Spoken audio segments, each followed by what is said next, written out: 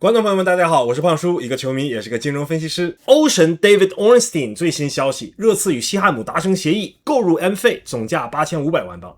有朋友会说，世界杯激战正酣，你在这里讲英超转会，那你看动作片的时候，你是不是会很纠结演技呢？ M 费花落热刺， Chris Wheeler 也证实，曼联的确为签下 M 费付出了大量的努力，但是一呢是不愿意为 M 费付出如此溢价的转会费，二是曼联坚持签下一心为曼联效力的球员，但 M 费从始至终未有明确表态。在胖叔看来呢，现在你说球员不表态，你可能还是为了挽回面子，根本原因呢还是曼联想讲价，西汉姆拉热刺过来抬价，而热刺给的太多了。话说 M 费这名球员呢，2年前1500万转会南安普敦，南安普敦降级；1年前3800万转会西汉姆，西汉姆降级；现在8500万转会热刺，不愧是门德斯的球员呢。M 费已经达成了3年转会费翻3倍的伟业，接下来就差3年3次降级的目标。那错过 M 费，曼联下一步该如何呢？众所周知，拉爵爷团队入主之后，球队重建已经完成了2/3。24年是买后防，德里赫特、麻子、多古、约罗；25年是买锋线，库尼亚、塞斯科、姆贝莫。那因此今年主要就是买中场了。原本的计划呢是出售了阿什福、乌加特、切尔克泽，买入至少2个中场，一个替补前锋，一个左边锋或者左后卫。结果接连遇到了3个没想到：一是巴萨喜新厌旧，拉什福无家可归；二是乌加特在世界杯重伤，赛季报销；三是这个下窗大家都想买中场。曼城111买入了安德森，热刺8500万 M 费，那更别提阿森纳6000万报价吉马良斯，皇马还有意恩佐。那忙活了半天呢，曼联只是暂时定下了巴西中场埃德森。如今 M 费流产，欧神说曼联准备转火自己的备选名单，有楚安梅内、巴莱巴、沃顿、Alex Scott， 还有多特的前曼城青训恩梅查。那这份名单也是老生常谈啊，我觉得欧神知道的也不比咱们多。那反观热刺呢，算上8500万的 M 费，这已经是热刺这夏天的第4笔签约了。免签罗伯特森和塞内西，5200万签下了荷兰中卫的范海克。看得出来热刺被差点降级吓得不轻啊，准备倾力支持德泽尔比。8500万的 M 费呢，打破了之前6500万买入索兰克的队史记录，也正式宣告列维治下的24年间，每分钱都花在刀刃上的时代已经翻篇了。如今热刺在后防线和后腰的位置都补强完成，下一步可能就是要解决前锋和边锋了。那说到边锋呢，这就和利物浦想到一起了。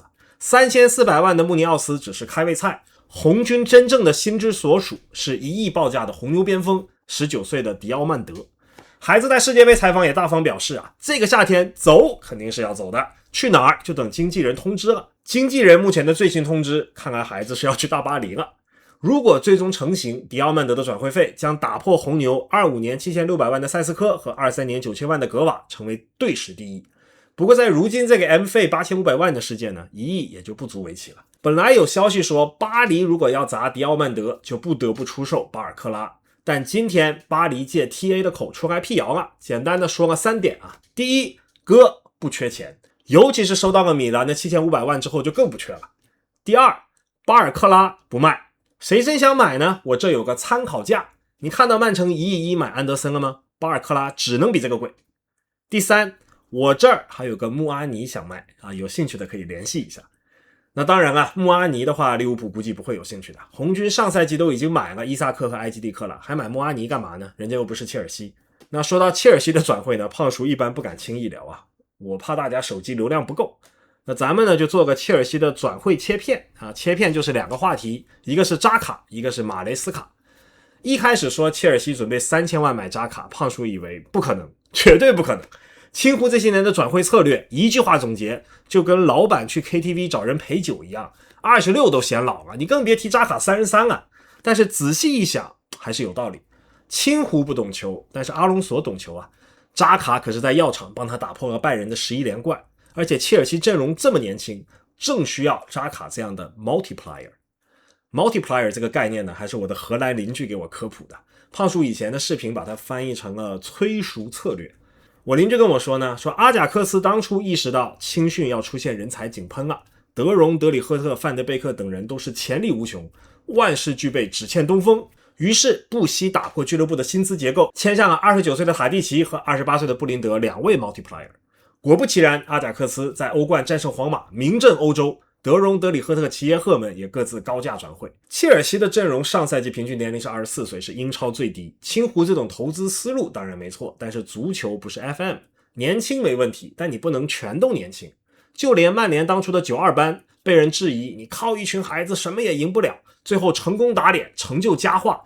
我们津津乐道于小贝、斯科尔斯和吉格斯，但咱们可别忘了舒梅切尔、坎通纳和布鲁斯这几个 multiplier。 这个道理阿隆索肯定明白，一来切尔西就要33岁的扎卡就很说明问题。扎卡值不值得3000万我们不知道，但是青湖应该明白，足球不是商 K， 你既然选了阿隆索，就好好听龙哥的，让马雷斯卡后悔。说到马雷斯卡呢，昨天车子和老马各自写了小作文。那我们知道啊，英国人写小作文呢跟内娱不太一样，英国人还是太含蓄，都是话里有话。但是切尔西的小作文呢，已经写的比较不给面子了。胖叔不是车子的博主，那不敢瞎起哄。有兴趣的朋友可以后台或者留言讨论啊。胖叔唯一能说的呢，就是外网 Reddit 的足球版面啊，无论是什么事儿，对车子基本都是冷嘲热讽。但这一次舆论是一边倒的站切尔西。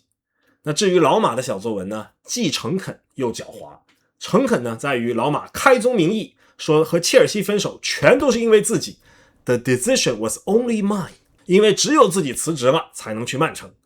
那虽然这封道歉信呢，大概率是车子和曼城达成庭外和解的条件之一，但能写的这么诚恳也是很少见的呀。而狡猾就在于老马今天就把自己这封道歉信给删了。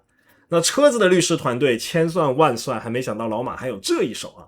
建议车子下次看看大话西游，上天给我们一次机会，除了要记得跟那个女孩说我爱你，也别忘了给这份爱加上一个期限，你别整得跟商 K 一样啊，第二天就不认账。那今天就聊到这里，感谢大家一贯的支持和关注，我是胖叔，我们下期再见。